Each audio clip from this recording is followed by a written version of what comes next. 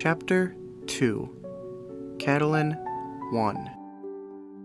Catelyn had never liked this god's wood. She had been born at Tully, at River Run, far to the south, on the Red Fork of the Trident.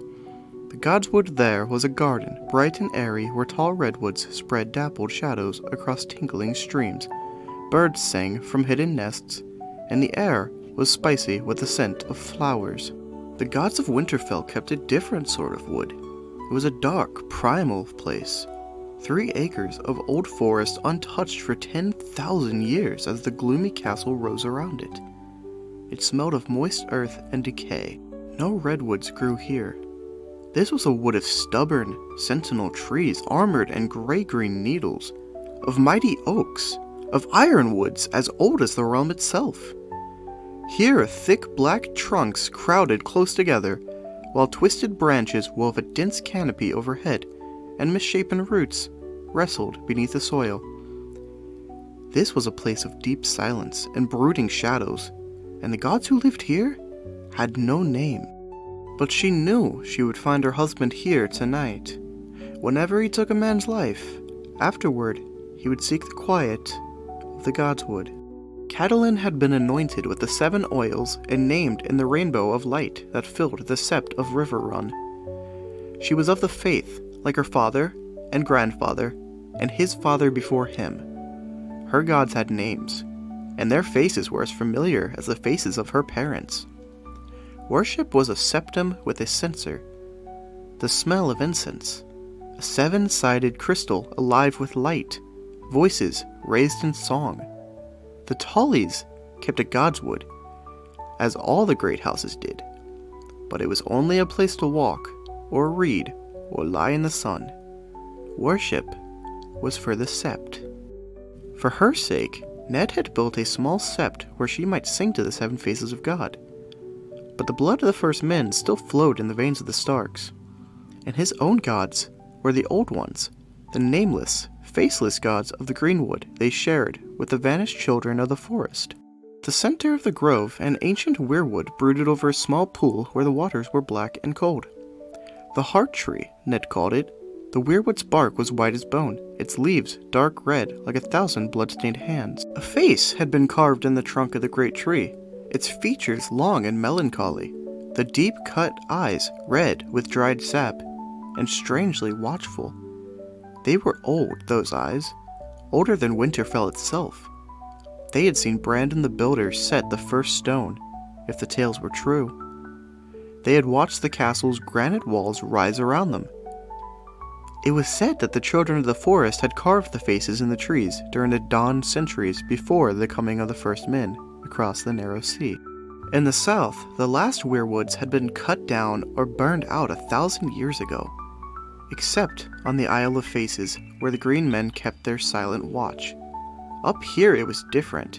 Here every castle had its god's wood, and every god's wood had its heart tree, and every heart tree its face.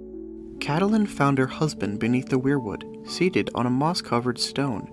The great sword Ice was across his lap, and he was cleaning the blade in those waters black as night. 1,000 years of hummus lay thick upon the god's wood floor, swallowing the sound of her feet, but the red eyes of the weirwood seemed to follow her as she came. "Ned," she called softly. He lifted his head to look at her. "Catelyn," he said. His voice was distant and formal. "Where are the children?" He would always ask her that. In the kitchen, arguing about names for the wolf pups. She spread her cloak on the forest floor and sat beside the pool, her back to the weirwood. She could feel the eyes watching her, but she did her best to ignore them.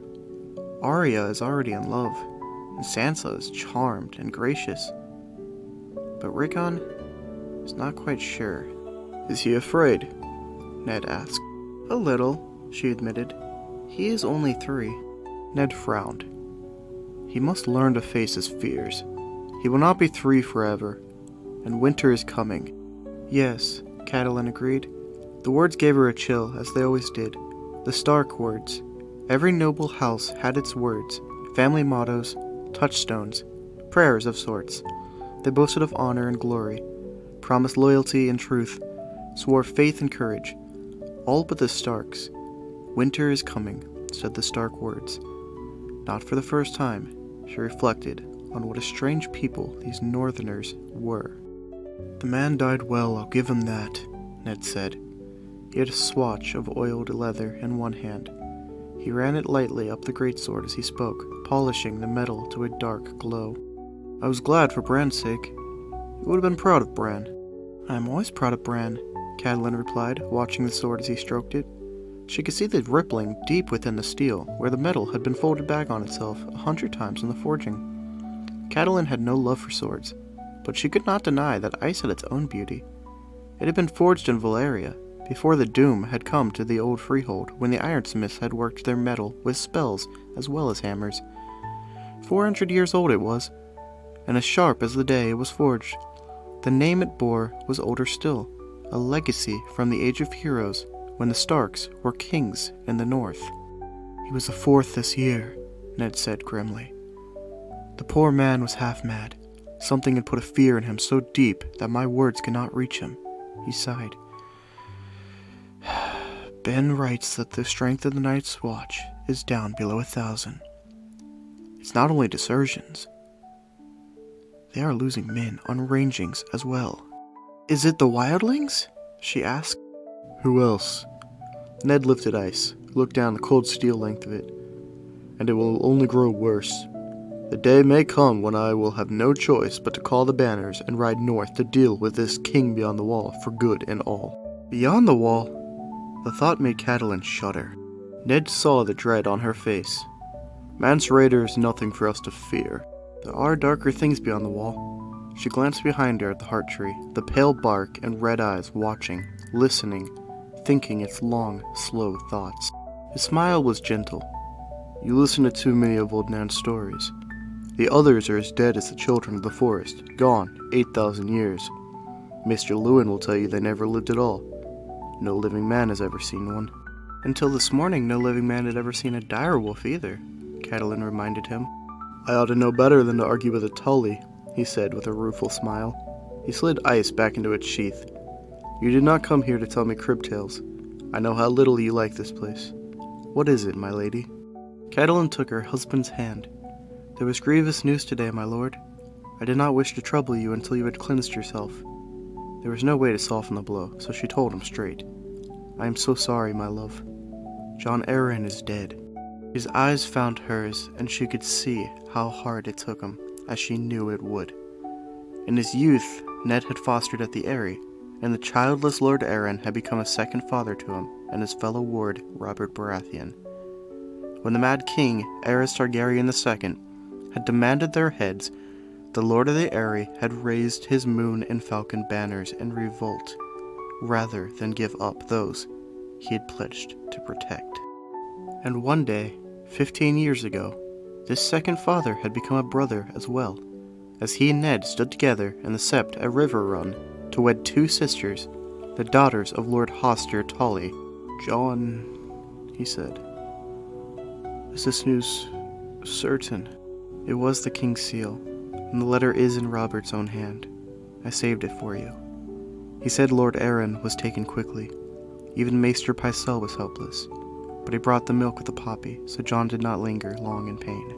That is some small mercy, I suppose, he said. She could see the grief on his face, but even then he thought first of her. Your sister, he said. And John's boy. What word of them? The message said only that they were well, and had returned to the Eyrie, Catelyn said.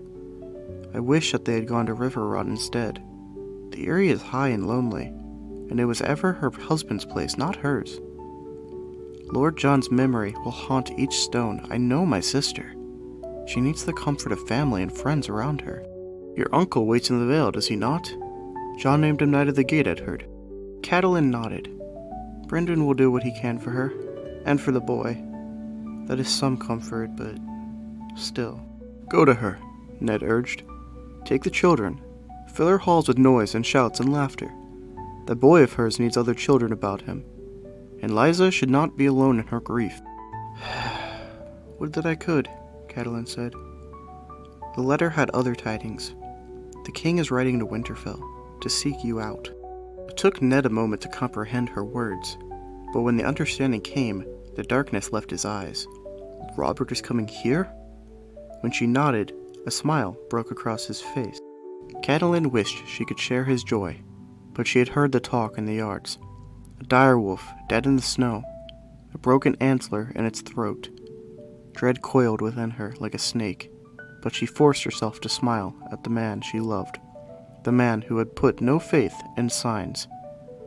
"I knew that would please you," she said.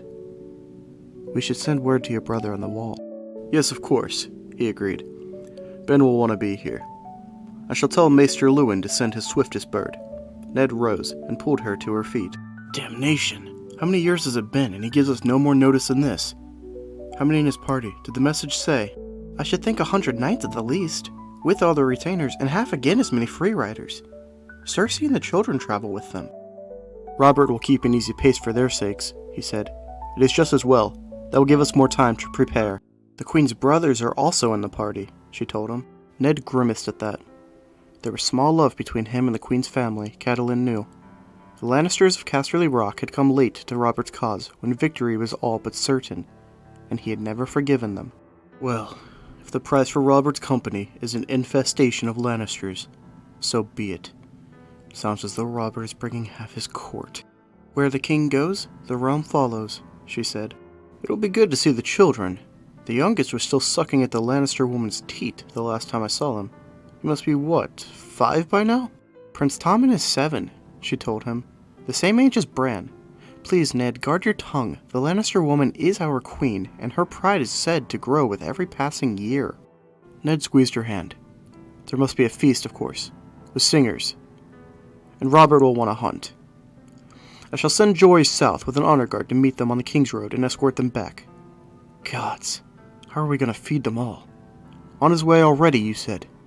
Damn the man. Damn his royal hide."